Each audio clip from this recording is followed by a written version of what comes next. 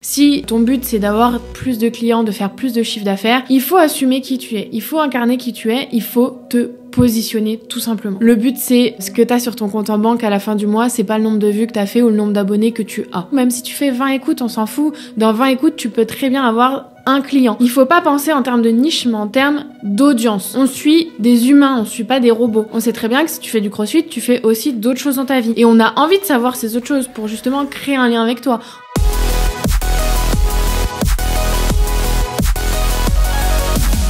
Hello mes queens et bienvenue dans ce nouvel épisode du podcast Strong Girl Boss. Je suis trop contente une fois de plus de vous retrouver dans cet épisode où on va parler moula et surtout comment faire.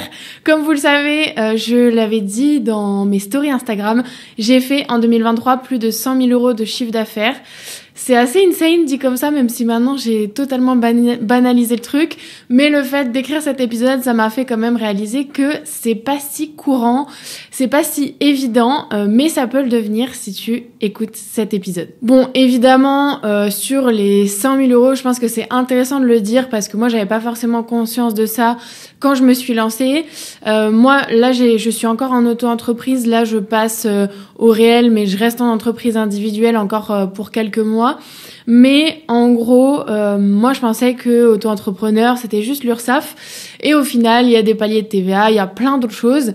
Donc c'est intéressant aussi d'en parler ouvertement. Donc j'ai fait 100 000 euros de chiffre d'affaires. En 2023, on va dire 100 000, c'est un petit peu plus. Déjà, première chose, en octobre, j'ai dû passer à la TVA. J'avais dépassé le seuil obligatoire. En gros, du coup, j'ai dû ajouter de la TVA sur mes prix. Et je voulais pas, à ce moment-là, encore augmenter mes prix. Du coup, en fait, j'ai perdu de l'argent, on va dire. En tout cas, j'en ai gagné moins. Mais je voulais pas que ça impacte mes clientes dans un premier temps. Du coup, j'ai gardé le même prix. Et donc, je perdais ces 20% de TVA déjà. Donc ça fait mal. Sur les 3 mois, j'ai un peu plus de 10 000 euros de TVA à redonner. Donc, en effet, ça fait mal. Je vais voir. Normalement, je vais trouver une solution là pour cette année pour un peu moins me faire défoncer la tronche, on va dire. J'ai environ à l'année 18 000 euros d'URSSAF à rendre. Du coup, l'URSSAF, c'est à peu près 23% de ton chiffre d'affaires quand t'es en auto-entreprise. Et en perso, ma comptable m'a annoncé que j'allais sûrement devoir payer environ 10 000 euros d'impôts en perso sur l'année. Donc ça fait mal aussi, mais bon, c'est le jeu, quand on gagne de l'argent, il faut savoir en redonner, surtout en France. Mais voilà, on va pas se plaindre, mais en tout cas, c'était pour te dire qu'en gros, sur ces 100 000 euros, voilà en gros tout ce que je perds derrière. Donc il reste plus que 62 000 euros. Donc ça, c'était important pour moi de le dire, pas pour dire que c'est pas bien, que c'est pas juste, etc. Mais pour te rappeler à quel point à chaque fois quand tu achètes quelque chose, surtout quand c'est de la qualité, surtout quand quelqu'un est à temps plein dessus, le prix que tu payes, c'est pas le prix que la personne reçoit. C'est évident, mais c'est super important à rappeler parce que les gens vont dire ouais, 100 euros par mois, 150 euros par mois, mais en fait 100 balles par mois, tu gagnes pas ta vie, quoi. Moi, plus jamais je ferai des offres à 100 euros par mois parce qu'en fait, t'enlèves énormément. Et il suffit que la personne, elle passe à la TVA, tout ça. Mais en fait, sur tes 100 balles, t'en récupères 50, t'es content. Voilà, quoi. 50 euros, on va se détendre. Donc, c'est pour ça que c'est super important pour moi de remettre les choses dans leur contexte. Moi, j'ai une offre high ticket parce que c'est une formation dans laquelle il y a énormément de valeur et que le but, c'est de la rentabiliser le plus vite possible pour mes clientes. Mais dans ce prix qui est quand même élevé, je perds énormément en termes de pourcentage et du coup je trouve ça intéressant de le rappeler en ce début d'année si vous voulez investir en vous, etc. C'est pas comme quand t'achètes un livre, etc. En fait, le problème, et qui est aussi une opportunité de ouf, c'est que t'achètes un livre à 20 balles, tu peux avoir une valeur incroyable dedans, etc. pour pas grand chose. Mais quand t'achètes un accompagnement, un coaching, un programme, peu importe, dis-toi qu'il y a une personne derrière, qu'il faut qu'elle gagne sa vie, que potentiellement elle a des équipes. Moi, j'ai une alternante qui arrive, j'ai de plus en plus de prestataires, donc mes charges augmentent. Donc en fait, ce qui était mon chiffre d'affaires qui m'allait dans la poche il y a encore quelques mois, aujourd'hui, si je fais le même chiffre d'affaires, je gagne pas d'argent en perso. C'est un choix. Le but, c'est de développer ma société, c'est d'aider le plus de femmes possible, c'est d'avoir des équipes aussi et de me dire, en fait, mon projet, il sert pas qu'à moi. J'ai des gens sous ma responsabilité et tout, c'est trop bien. Mais derrière, faut pas oublier qu'il faut faire le chiffre, faire rentrer l'argent. Et voilà, c'est intéressant quand t'es consommateur, quand t'es client, de te rendre compte du travail qu'il y a derrière et de te dire, en fait, c'est justifié. Et du coup, ces chiffres d'affaires que je fais depuis quelques mois et puis du coup, le global à l'année, paraît super impressionnant moyen pour plein de personnes et il l'aurait été pour moi il y a encore quelques mois. Franchement, aujourd'hui pour moi, si je fais 5 000 € cette année, j'ai pas du tout réussi mon année parce que vous le savez, mon but c'est le million. Donc voilà, on change de catégorie. Mais évidemment, il y a encore quelques mois de ça, je me serais dit mais c'est incroyable et j'aurais jamais imaginé il y a un an faire ce chiffre d'affaires là sur cette année-là. Donc je me suis dit c'est intéressant pour moi de faire un podcast. Donc à la base c'était juste un épisode et au final on va faire 2 épisodes parce qu'il y a tellement de choses à dire que je me suis rendu compte, mais en fait j'ai trop de choses à dire. Et en gros quand j'ai commencé à rédiger ces épisodes, ces 2 épisodes qui au final auront d'autres noms, mon but c'était d'expliquer comment j'ai fait 100 000 € en 2023. Et du coup de ce cheminement sont venus 2 épisodes différents. Je me suis dit en fait avant de faire les 100 000 € à l'année, etc., faut rappeler combien j'ai fait par mois. Et en gros, je me suis dit les premières étapes, parce que c'est un peu chronologique, toutes les étapes que je vais te donner.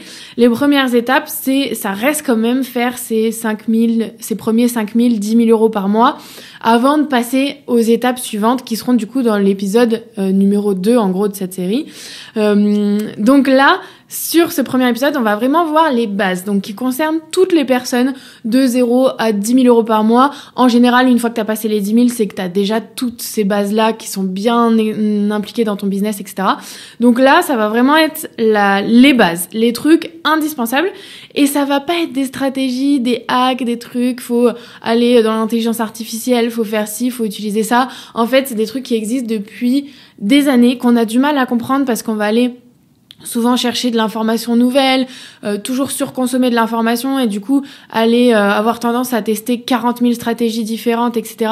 Mais si tu n'as pas appliqué absolument toutes les bases de cet épisode que je vais te donner, tout le reste que tu fais, ça ne sert à rien. C'est comme si tu essaies de construire, c'est tout le temps la métaphore que je prends, la maison, c'est quand même la base.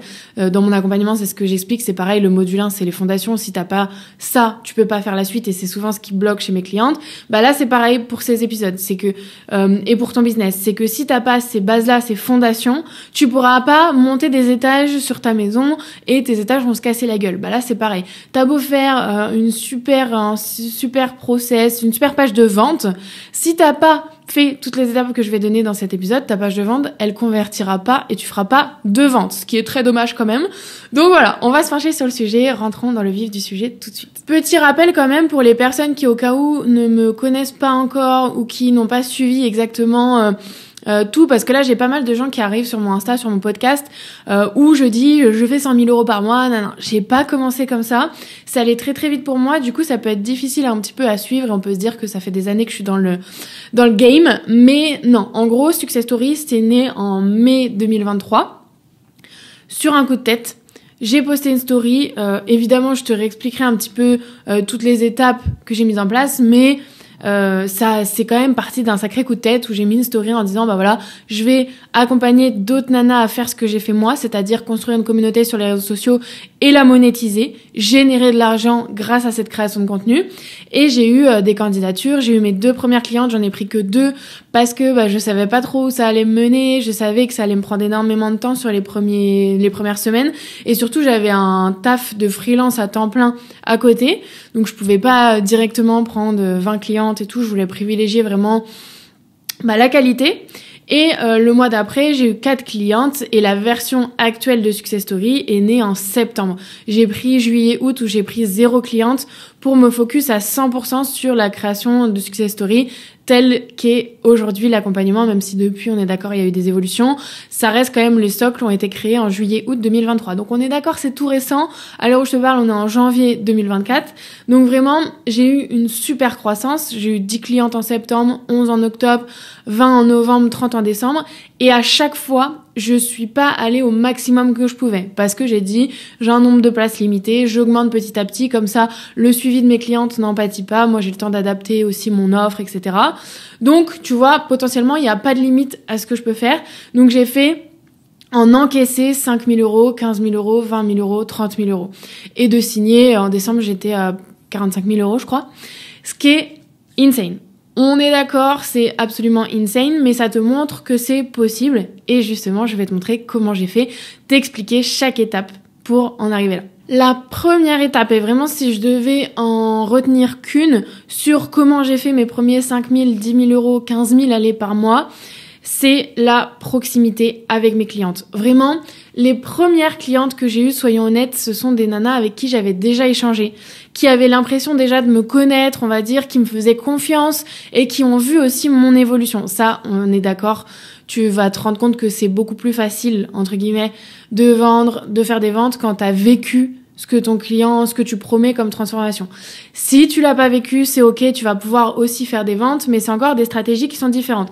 Moi, là où j'avais un avantage, c'est que au départ, même quand j'avais pas de cliente, j'ai pu vendre mes offres assez chères sans forcément passer par offrir mes services gratuitement et tout, parce que j'étais mon propre exemple et que j'avais documenté toute mon évolution sur les réseaux sociaux, sur mes comptes, et du coup que les gens ont vu en fait de leurs propres yeux à quel point j'étais capable de créer une communauté et de la monétiser. Du coup, j'étais mon propre exemple, donc ça facilitait un petit peu, on va dire, la confiance créée. Mais vraiment cette proximité avec mes prospects, mes premières clientes, les gens de ma communauté, je suis sûre à 100% que c'est ça qui a fait le succès dès le début de Success Story et qui a fait que j'ai pas eu besoin de faire tant d'efforts que ça, on va dire, pour avoir mes premières clientes, parce que j'avais déjà échangé avec elles, parce qu'elles avaient l'impression de me connaître, parce qu'elles me faisaient confiance. Donc le premier conseil par rapport à cette étape, c'est vraiment lance-toi. Lance-toi même avant de savoir ce que tu veux faire.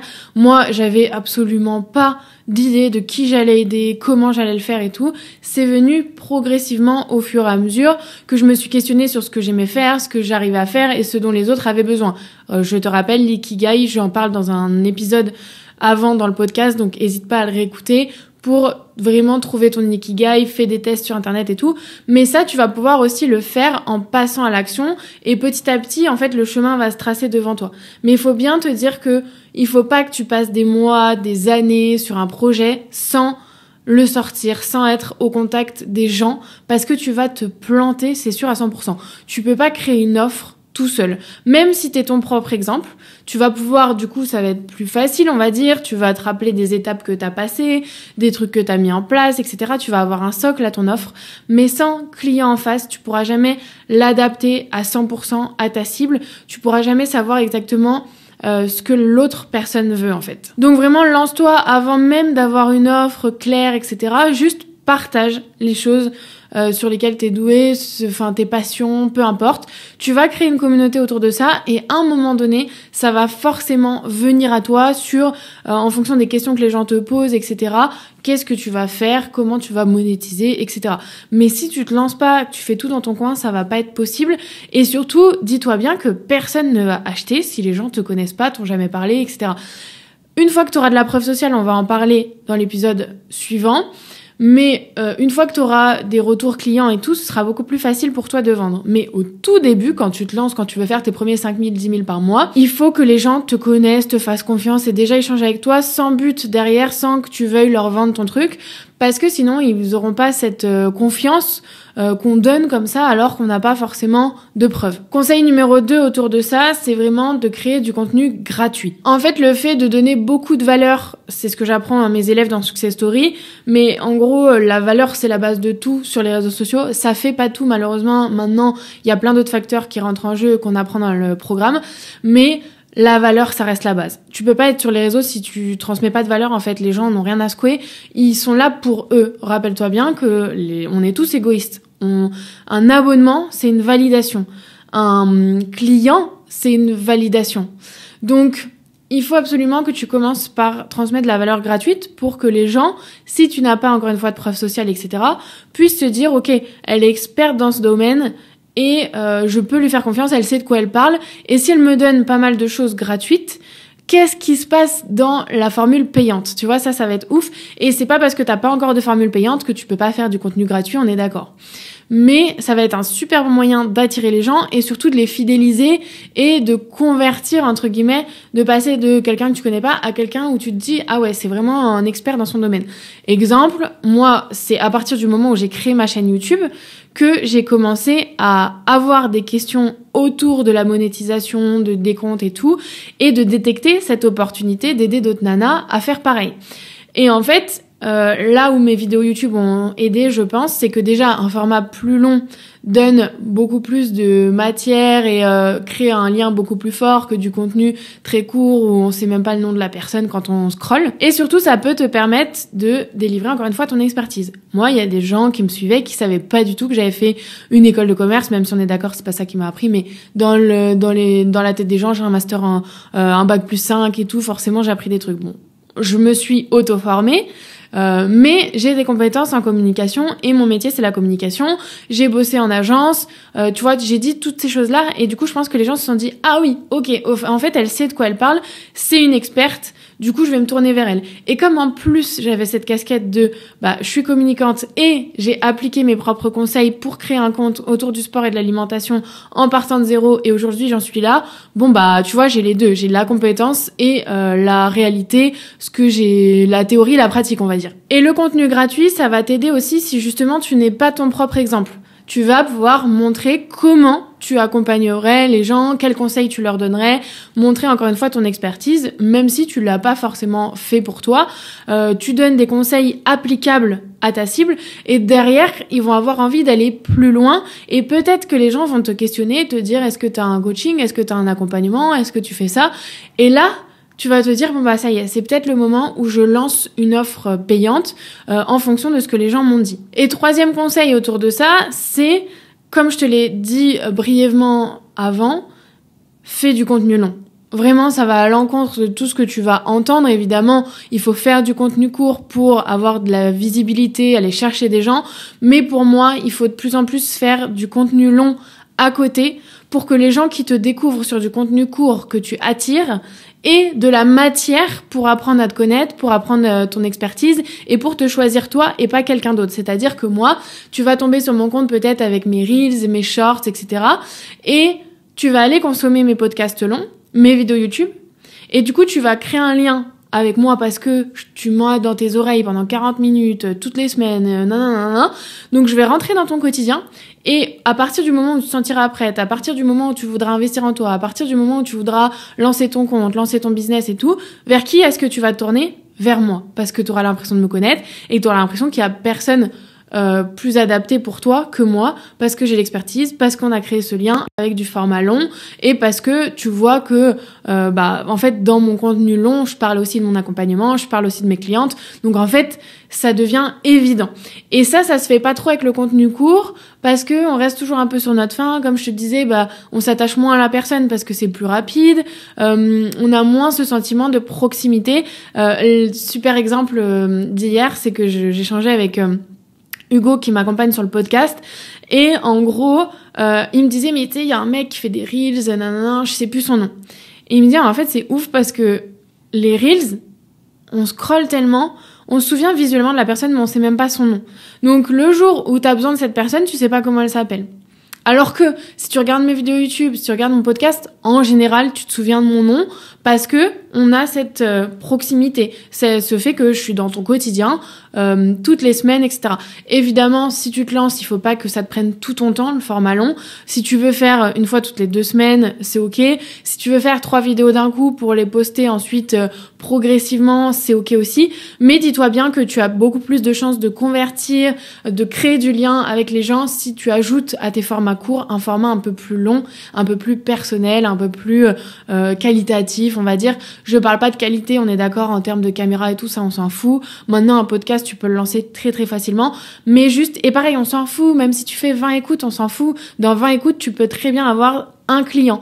Et du coup, ça, c'est pour moi indispensable. Surtout aujourd'hui, t'as tellement de gens sur les réseaux pour te différencier. Le format long, c'est incroyable, même si ça va être plus dur pour toi d'avoir des gros chiffres, d'avoir beaucoup de vues, d'avoir beaucoup d'abonnés, on s'en fout. Si ton but c'est d'avoir plus de clients, de faire plus de chiffre d'affaires, le but c'est ce que t'as sur ton compte en banque à la fin du mois, c'est pas le nombre de vues que t'as fait ou le nombre d'abonnés que tu as. L'étape 2 pour faire tes premiers 10 000 € par mois, c'est audience, positionnement et promesse. C'est exactement ce qu'on apprend en profondeur dans le module 1 de Success Story. C'est comme je te disais tout à l'heure, en fait, c'est les fondations. Sans ça, tu peux rien faire, ou en tout cas, tu vas faire pas beaucoup de ventes, tu vas t'épuiser, tu vas avoir l'impression de forcer les gens, etc. Si tu as une audience claire, un positionnement clair, une promesse claire, il n'y a pas de raison que tu fasses pas de vente. Et ça s'applique pas que au business, etc. Ça s'applique sur les réseaux sociaux. Si t'as pas un positionnement clair et tout, les gens vont pas s'abonner, tu vas pas créer une communauté engagée, tu vas pas grossir ton audience, etc. Mais là, on va l'appliquer plus au business, comme le but c'est de faire ses premiers 10 000 euros par mois. Attention, quand je parle de positionnement, je parle pas forcément de niche, ça va beaucoup plus loin que ça. Il y a des gens qui me disent mon positionnement c'est le crossfit. Non, ça va plus loin. Là, le crossfit, par exemple, c'est une niche. Je vais illustrer par rapport aux réseaux sociaux, c'est quand même beaucoup plus parlant.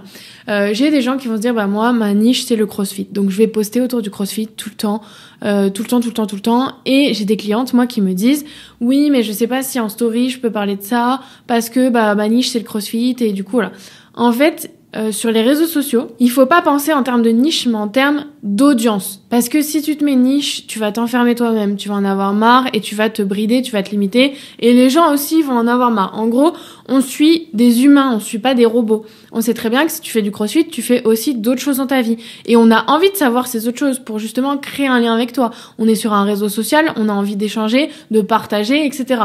Donc, si tu te brides et que tu te dis, bah non, ça parle pas de crossfit, donc je poste pas, ça va se ressentir et le lien va pas se créer comme il faut. Il faut penser en termes d'audience. Ton audience, elle est qui elle est, ta cible, qui c'est, qu'est-ce qu'elle fait, à quoi ressemble sa journée, quel âge elle a, quelles sont ses passions principales, donc peut-être c'est le crossfit, mais peut-être qu'elle peut avoir d'autres passions, qu'est-ce qu'elle pourrait aimer, etc. Et en fait, il faut aussi penser à toi parce qu'il faut que le contenu que tu crées te plaise, c'est-à-dire que si t'es dans la thématique crossfit, on est d'accord, tu vas essayer d'aller chercher des gens qui sont dans cette thématique. Ça t'empêche pas, en story, de parler de cosmétiques ou de parler de ton chat ou de parler de ce que tu veux. En fait, il faut absolument te dire que si tu partages pas d'autres choses que ta niche, tu vas te brider et brider les autres. Dans ton business, c'est pareil. C'est pas parce que tu te dis bah ma niche c'est le crossfit que tu vas faire des ventes. Il faut aller beaucoup plus loin. Qui est ton audience? Qu'est-ce qu'elle fait? Comment elle se sent? Et qu'est-ce qui fait que toi, tu vas pouvoir les aider? Et ça va être ta promesse et ton positionnement. En gros, le positionnement, ça va regrouper à qui tu t'adresses, donc cette fameuse audience, et qui tu es. Parce qu'en gros, comme je te disais, si tu vends juste dans la niche du crossfit, machin, que ce soit toi ou quelqu'un d'autre, moi je fais du crossfit, bah pourquoi est-ce que je vais te choisir toi et pas l'autre personne? Parce que ça dépend de qui tu es toi. Et donc, ça va être faire ce mix. Là, évidemment, quand j'en parle, ça paraît super compliqué, mais ça l'est pas. Enfin, ça l'est pas si tu te fais accompagner, si tu rejoins Success Story, si t'es coach dans le sport et la nutrition. C'est un vrai travail. Hein. Là, je cite, mais c'est un vrai travail de faire le lien entre qui tu es et à qui tu t'adresses. Et là, bam, ça te fait ton positionnement et là, c'est magique. C'est comme ça que tu vas réussir à convertir les gens. Je vais illustrer avec mon propre exemple dans un premier temps, ce sera beaucoup plus clair. En gros, moi, mon audience, c'est qui? Mon audience, c'est les créatrices de contenu et ou coach dans le sport et la nutrition. Très clair. C'est mon audience, ma cible pour mon offre. Et du coup, c'est mon audience aussi sur les réseaux sociaux. Même si sur les réseaux sociaux, des fois, je suis un petit peu plus large, par exemple, à travers le podcast. Même si t'es pas coach dans le sport et la nutrition, les conseils que je donne peuvent t'intéresser. Mais mon audience principale par rapport à mon offre, c'est ces personnes-là. Ma promesse, donc la promesse, j'en ai pas parlé, mais en gros, la promesse, c'est ce que tu promets à ton prospect, ta promesse de transformation. D'où il va partir, où est-ce qu'il va aller. Moi, ma promesse, c'est de booster ta visibilité et de générer des revenus. En général, je dis les revenus que tu mérites ou générer des revenus grâce à la création de contenu, peu importe. Mais booster visibilité et booster les revenus, tout simplement. Ça, c'est ma promesse. Et mon positionnement, là, je vais ajouter le qui je suis. Pourquoi moi? C'est-à-dire que moi, je dis toujours, par exemple, mon positionnement, c'est j'aide les créatrices de contenu et ou coach dans le sport et la nutrition à booster leur visibilité et à générer de revenus sans technique miracle, sans bullshit, sans hack et tout. Ma personnalité, c'est quoi? C'est que je vais être super honnête avec mes clientes. Je vais trouver le problème qu'elles ont. Elles vont travailler et elles vont réussir. Tout simplement. Je vais pas leur dire, mais tant de hashtags, post à telle heure et tout. Moi, le but, c'est qu'on utilise des stratégies qui fonctionnent sur le long terme pour qu'elles puissent se développer et atteindre leurs objectifs et ne pas dépendre d'un algorithme et compagnie, mais plutôt s'en servir. Donc, on va faire tout ce travail-là. Et mon positionnement, c'est vraiment ça. C'est que moi, je vais pas passer par 4 chemins. Je suis quelqu'un de franche et si ça passe pas, tant pis. Mais quand ça passe très bien. Et c'est pour ça aussi que j'ai autant de liens forts avec mes clientes. C'est que on se choisit mutuellement et elles me choisissent par rapport à ce positionnement-là qui est très clair chez moi. Donc mon positionnement, c'est sans hack et avec des stratégies de vente, de communication, de marketing qui fonctionnent réellement. Je vais te citer quelques exemples de bons positionnements que j'ai déjà vus et d'ailleurs que j'avais envoyé à mes clientes dans ma story privée. Il y a par exemple Naomi Garcio qui est assez connue sur les réseaux, notamment Instagram, qui est diététicienne nutritionniste. Son positionnement, c'est « Je t'aide à relancer ta perte de poids. La nutrition n'est que le début vers une vie sexy et saine. » Ça, c'est un positionnement qui est très très bon. Relancer ta perte de poids, donc elle s'adresse à qui? À une audience qui veut perdre du poids, clair, efficace. Et son positionnement, c'est « La nutrition n'est que le début vers une vie sexy et saine. » Ça, le sexy et saine, ça vient d'elle, ça vient de qui elle est et ce qu'elle veut transmettre. Et c'est super, tu vois, je retrouverais pas ça chez quelqu'un d'autre ou alors c'est de la copie, je pense. Tu vois, tu sors pas ces mots-là de ton chapeau. Donc ça, c'est super important pour moi, même si ça te paraît un détail, si ça te paraît un peu too much ou quoi, trouve un truc qui soit aligné à toi. Évidemment, recopie pas ces positionnements-là. Mais il faut assumer qui tu es, il faut incarner qui tu es, il faut te positionner tout simplement. Et ensuite, j'ai pris 2 exemples de mes copines du mastermind. Le premier, c'est Anna, qui est coach pour les crossfitters, justement, et qui dit « Je t'aide à perdre du gras et augmenter tes perfs, deviens explosif sur les WOD. » Devient explosif sur les WOD, ça, c'est un putain de positionnement.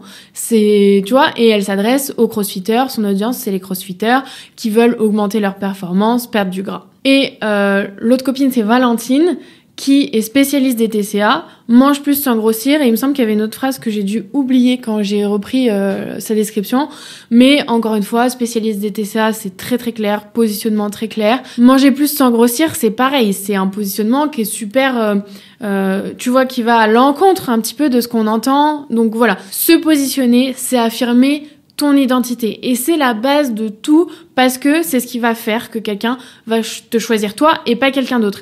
Et ça permet de faire sauter toutes les barrières que tu as dans ta tête de oui mais lui il a plus d'abonnés donc la personne elle va aller vers elle, puis elle a plus de clientes donc la personne elle va aller vers elle. Non, les gens vont pas vers les gens parce que certes on est d'accord, les gens qui ont plus d'abonnés ils vont avoir plus de clients. Mais ce qui fait que tu convertis, ça va être ce positionnement. Donc, peu importe que tu aies 10 ou 100 candidatures, si ton positionnement est flingué et que tu convertis personne derrière, on s'en fout de ton nombre de candidatures. Le but, ça va être de convertir le plus possible, peu importe le nombre de leads que tu as en gros. Donc, peu importe ton nombre d'abonnés, peu importe tout ça, il faut que dès que tu as quelqu'un qui est intéressé, tu puisses convertir. Et comment tu fais ça? Avec un bon positionnement, en connaissant ton audience et avec une bonne promesse. La 3e étape, c'est de partir d'une problématique. J'en ai déjà un petit peu parlé avec la proximité dans la première étape, mais là, c'est vraiment indispensable. En fait, je vois trop de gens qui disent je vais lancer cette offre-là parce que j'ai telle compétence. Ouais, mais en fait, tes compétences, on s'en fout. Nous, ce qu'on veut en tant que client, c'est une transformation, comme je te disais, et donc cette transformation, elle part d'une problématique que tu vas pouvoir résoudre. Donc, comment tu identifies cette problématique? Encore une fois, en échangeant le plus possible avec ta cible, en essayant de la comprendre et d'identifier les choses qui reviennent et les choses où vraiment tu peux apporter une solution très claire. Moi, je convertis autant parce que je traite une problématique qui est très très claire et très précise aussi. N'aie pas peur d'être trop ciblé. C'est comme ça que tu convertis dans une niche particulière. Par exemple, moi, je suis très ciblée. J'accompagne les créatrices de contenu et coachs dans le sport et la nutrition.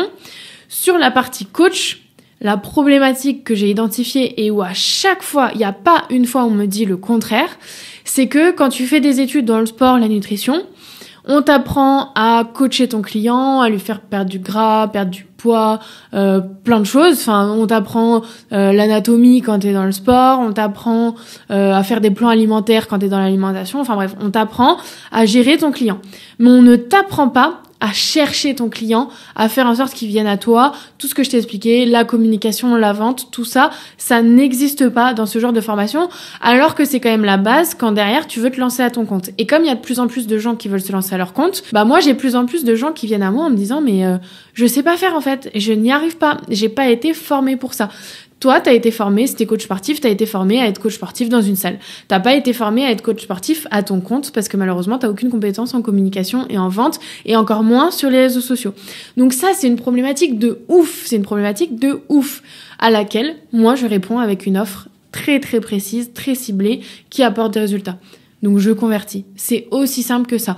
Identifier cette problématique, ce manque, ce besoin, ce truc qui n'y a pas pour ta cible. Pareil, je pourrais très bien vendre à tout le monde. Là, tu m'écoutes, t'es dans la beauté, je peux t'aider. Je sais personnellement que je peux t'aider. Et peut-être qu'au long terme, j'ouvrirai une offre beaucoup plus globale. Pourquoi je le fais pas pour l'instant ? Parce que je sais pertinemment que je convertis parce que je m'adresse exactement à cette cible. Ma cliente qui est coach dans le sport et l'alimentation, elle va pas aller voir quelqu'un qui aide tout le monde. Parce qu'elle se dit, je vais aller vers Mathilde parce qu'elle m'aide moi, particulièrement moi, la personne que je suis exactement, c'est-à-dire coach sportive. Et pas juste j'aide les coachs. Non, j'aide les coachs sportifs ou dans l'alimentation ou dans la santé, on est d'accord. Là, j'aide de plus en plus de kinés, ostéo et tout. Mais ça reste, on est d'accord, dans la même thématique. Et pourquoi ? Parce que c'est aussi ma passion. J'ai pas choisi ça en me disant il y a une opportunité, je vais gagner de l'argent grâce à ça. Non, c'est parce que aussi moi, ça me parle, parce que j'y suis passée aussi. Voilà, c'est comme ça que ça s'est fait. Et évidemment, je pourrais peut-être m'élargir plus tard, mais pour l'instant, je sais que je convertis, j'ai un taux de conversion énorme parce que je m'adresse exactement à cette cible. Ça peut faire peur au début de se dire oui mais je perds des opportunités.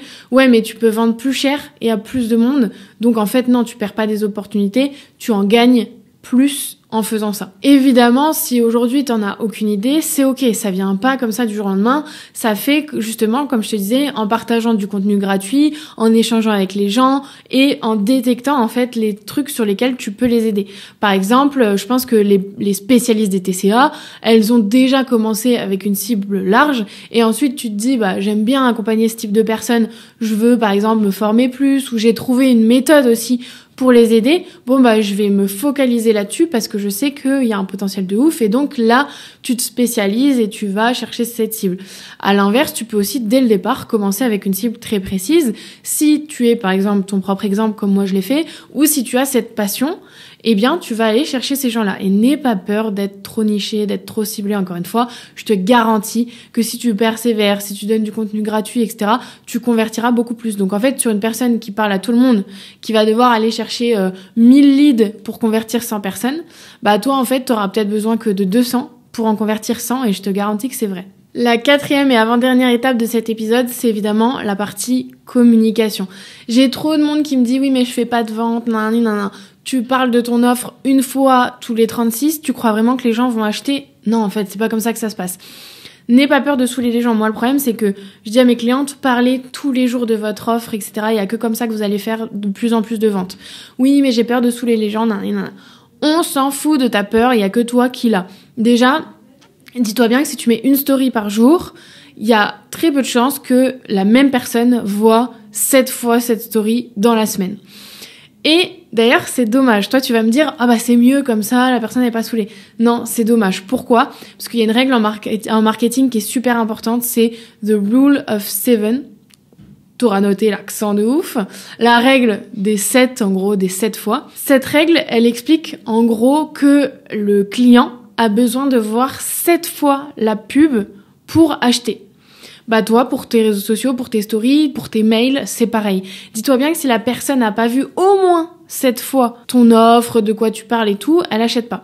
Et moi, je le vois de ouf et je te le prouve encore une fois, c'est que mon nombre d'abonnés, certes, a augmenté sur les derniers mois, mais pas énormément. Et j'ai quand même de plus en plus de clients parce que j'ai des gens qui reviennent, qui voient mes stories en fait depuis 2, 3, 4, 5 mois. Les gens ont besoin de temps pour passer à l'action et ont besoin surtout de voir que tu parles de tes offres, ce que tu fais dans tes offres, les résultats de tes clientes, peu importe. T'as énormément de choses sur lesquelles tu peux communiquer. Évidemment, tu vas pas remettre la même story tous les jours, on est d'accord.